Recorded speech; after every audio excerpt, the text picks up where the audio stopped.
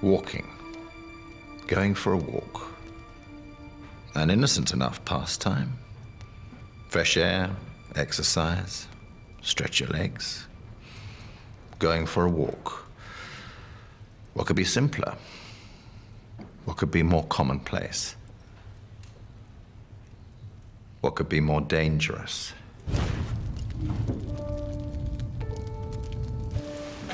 Moses walked into the desert a murderer, walking until he came to the end of himself, the beginning of a new life. A burning bush suddenly filling the vast emptiness of his own failures.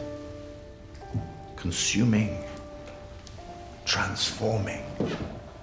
Elijah walking into the wilderness, hoping to die.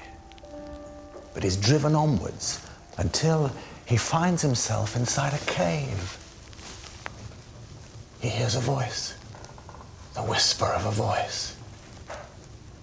What are you doing here, Elijah? He comes with complaints and accusations and questions for God. He's asked a question by God. What are you doing here?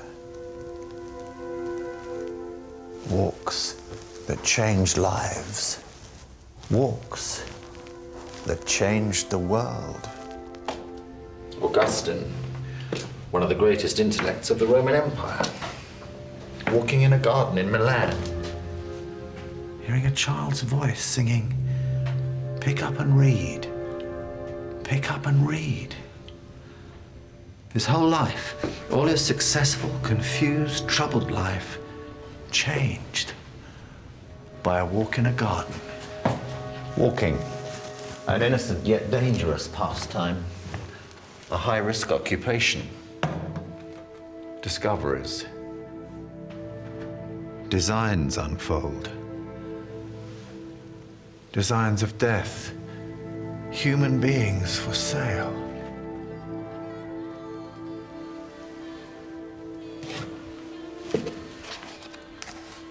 "7th of December, 1785. It's a cold day, the first breath of winter." A young man is hurrying down a London street. He walks with a strange kind of intensity, as if driving himself onward against his will.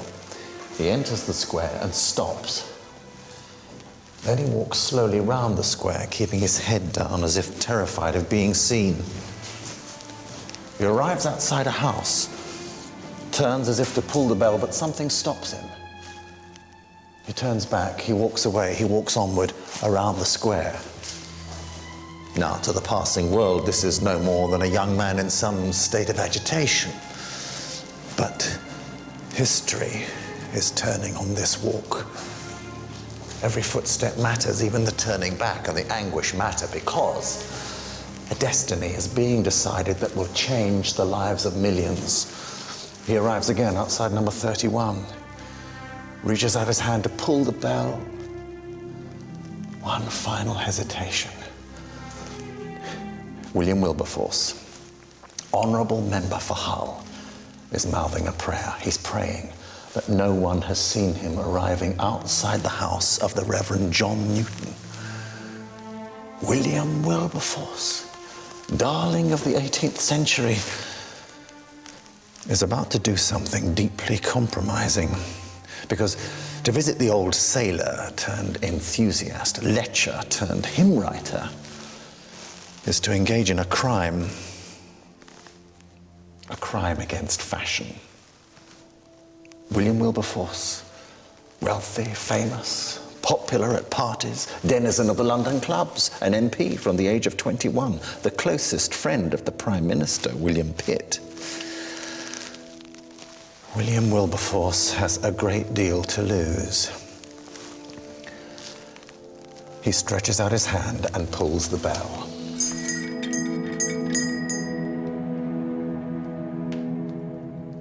John Newton is waiting for him. He's been waiting for him for many years. He's known Wilberforce since the boy was 8 years old.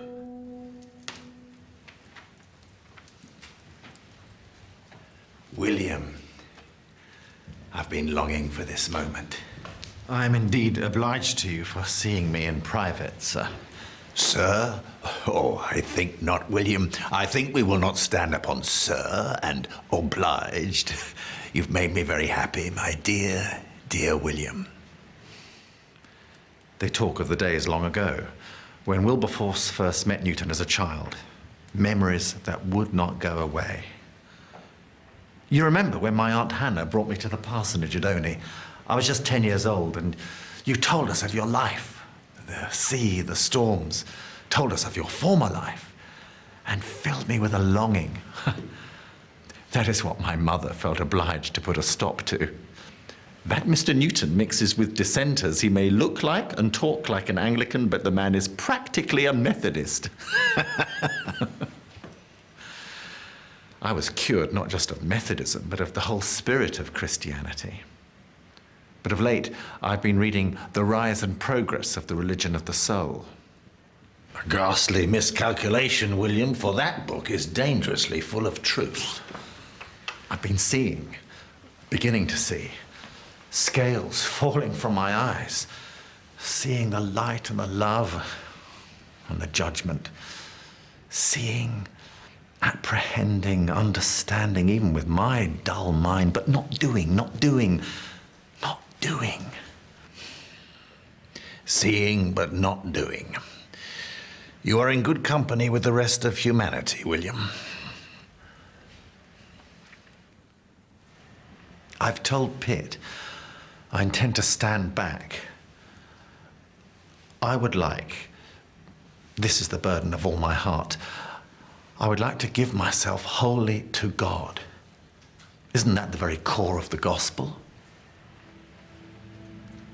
What are you saying, William? Are you saying that the only way to give yourself wholly and completely to God is to leave Parliament and become a priest? Do you believe that God is served best, or only, from the pulpits in this land? Who will stand in the place of judgment and law and speak the truth? What can I do? It's not for me to say what you can or cannot do. I can only speak for myself. Look at me. Look at these hands. See what these hands have done and what they cannot undo.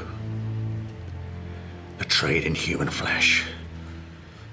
The vile and terrible trade that I served.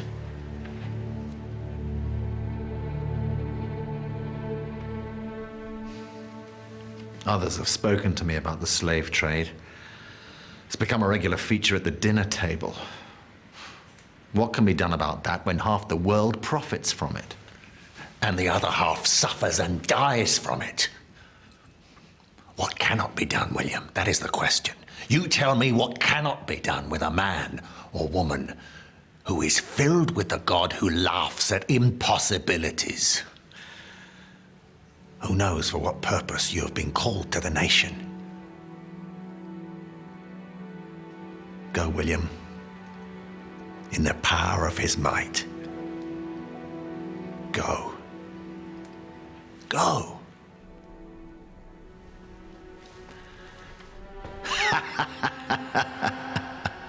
William Wilberforce walked away from 31 Charles Square. He was hiding his face, but this time, because of the tears that dropped down his collar and onto his coat, he was embarrassed. Not at his association with John Newton, but because of the slowness and dullness of his mind. He could still feel the warmth and strong embrace and hear the ringing laughter of the old fellow. That night, he wrote in his diary, "Met Newton. Something very pleasing and unaffected in him. I was bitterly moved and comforted." He did not resign his seat. He did not take holy orders. He resolved to give himself wholly to God in the sphere of his public duty. Walking into the wilderness, walking until the moment when the voice comes. Sometimes a whisper, sometimes a shout, or a moment of stillness, or a bugle call which comes with terrifying, liberating clarity. Go, go now. But Lord, I am too weak, too alone. I don't have the eloquence, the resources, the courage. What can I do? What will ever change? Go. Go now. 30 years earlier, 1748, a ship, the Greyhound, is struggling in mountainous seas. And the young and foolhardy Newton is sailing into a storm that will overwhelm his life. I awoke from a deep sleep by the force of a violent storm which broke aboard us. This alarm was followed by a cry from the deck. "We're sinking! The ship is sinking!" I met the captain on the ladder who shouted at me, "Newton, fetch a knife!" As I went back for the knife, another sailor went up and was instantly washed overboard. We took to the pumps, and early on I shouted to my companion, "In a few days' time, this distress will serve us to talk over a glass of wine, hey?" But he, being a less hardened sinner than me, replied in tears, "No, it is too late for that now, too late." At 9 o'clock I spoke with the captain, and as I left him I said, almost without any meaning, "If this will not do, the Lord have mercy on us." And I was instantly struck by my own words. And I thought, what mercy? What mercy can there be for me? What mercy for me?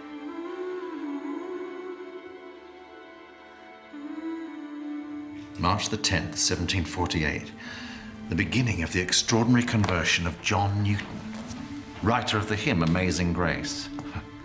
Thief, cheat, liar, runaway, deserter, flogged at the mainmast.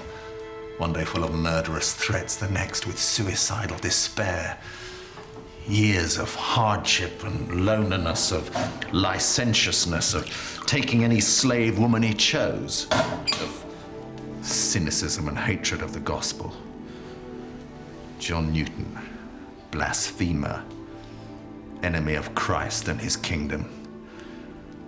John Newton, sailing round and round the endless desert waste in the darkness, and the voice coming of warning and of judgment, but of longing and of everlasting love. Amazing grace.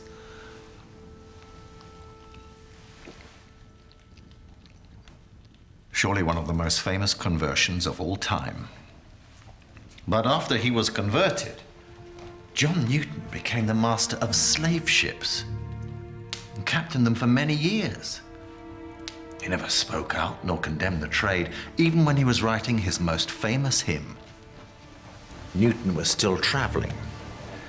A private, personal faith beyond parallel. Kind, compassionate, generous-hearted, a minister of the gospel. And blind, but still walking with God. A dangerous pastime indeed. For now sorrow, regret, and yearning for what he had not been, had not done, had not even understood, were coming hard at him and overwhelming him. This was the man who spoke that night to William Wilberforce MP and urged him to do something about the trade in human flesh. May the 12th, 1789, the House of Commons. The chamber is packed. No one stirs. No one moves. All eyes are on William Wilberforce, who rises slowly with a curious delicacy and precision, like a man taking his stand against a massive gale, a storm blowing across the world. Ranged across the huge hall are supporters, hardline opponents, prevaricators, equivocators, procrastinators, the whole spectrum of the human soul. Wilberforce takes on the world. I accuse no one. No one. No. This is not about accusation, but about shame. My shame, honorable friends. I take the shame upon myself in company with the whole Parliament of Great Britain for having suffered this horrid traffic to be carried on under our authority. We are all guilty. The word drops into that still pond like the heaviest stone. And the ripples breed and multiply and do not fade for the full 3.5 hours of his address. Guilty. He lists the details, the desperate facts, the branding with hot irons, the intolerable stench, the crushing in the holds, the mortality, the rape of Africa. Guilty.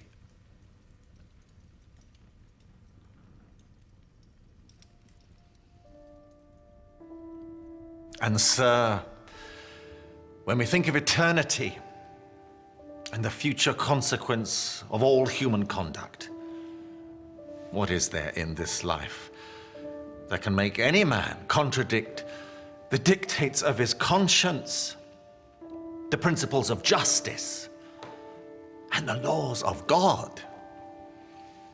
Sir, the nature and the circumstance of this trade are now laid open for us all to see. We can no longer plead ignorance. We cannot evade it. We may kick it out of the way, but we cannot turn aside so as to avoid seeing it. Let us make reparation to Africa. Let not Parliament be the sole body insensitive to the principles of natural justice. It was 18 years after this speech by William Wilberforce that the Abolition Bill became law. 18 years. Oh, they supported him that night, and the eminent Edmund Burke, William Pitt, Fox, they all made speeches. The opposition offered little stirring oratory or great insight, but it was all considered too premature. The House needed more information. The House had to consider, on a point of privilege, the detailed evidence put before the Privy Council. And, well, yes, Parliament.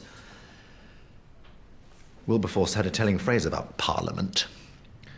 Rather like Noah's Ark, it contains many beasts and a few humans. Wilberforce's motion defeated by 163 votes to 88. Motion defeated by 87 votes to 83. Motion defeated by 84 votes to 57.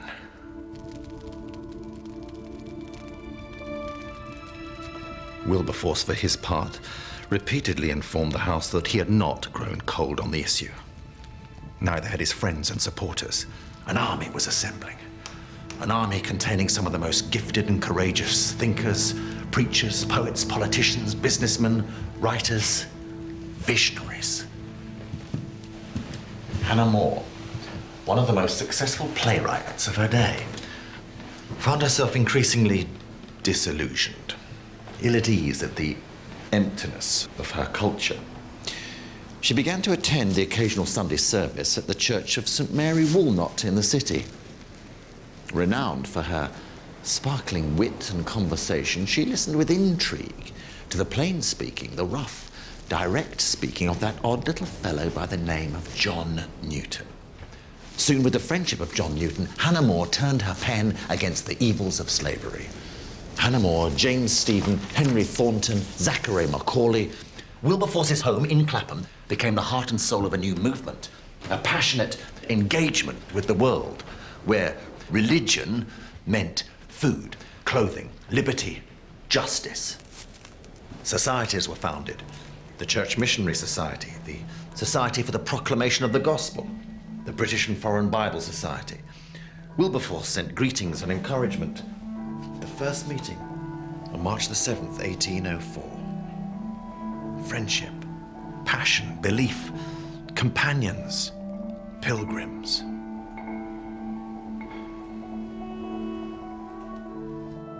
23rd of February, 1807, the House of Commons. William Wilberforce is sitting listening to the fading arguments of his opponents. Hardly anyone speaks to any effect against the bill for the abolition of the slave trade. All around him are friends and supporters, won over by the years, by the force of his campaign, by Wilberforce's sheer dogged refusal to give up, the petition from around the nation, the chorus of voices who have heard the voice singing in the wilderness, "Go, go now." William Wilberforce approaches the dispatch box, trying to summon a few last words from his overflowing heart and mind.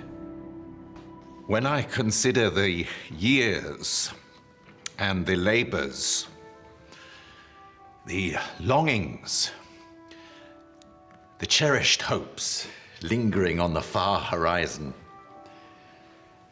and the impossible dreams and anguished visions of freedom for the lives and the souls of millions in the family of the human race. He has no time to finish. The whole house is on its feet, giving an ovation which has never been heard before or since to any man. Round after round, they cheer, they shout, they clap again and again. Wilberforce does not move. He dare not move. His head is bowed. The joys, the griefs, the wonders, the agonies, the impossibilities, the tears are falling down his face.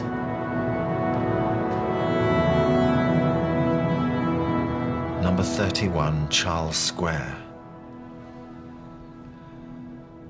Withdrawal from the world, separation, denial. The walk, the moment, the voice. Who will stand in the place of judgment and law and speak the truth? Go. Go. John Newton lived just long enough to see the Abolition Bill become law. By now he was frail, physically blind, but seeing everything. "Look at me," he said softly to his friends. "Here I am, packed and sealed and ready for the post." My memory is fading, but I do remember two things: that I am a great sinner, and Christ is a great Savior. John Newton, William Wilberforce, Hannah More. A few friends walking, joined by others, joined by the generations that followed. Walking every day, walking through the years, through the centuries, through the homes, through the villages, through the towns and cities, through the lost places, through the crowds of children yearning.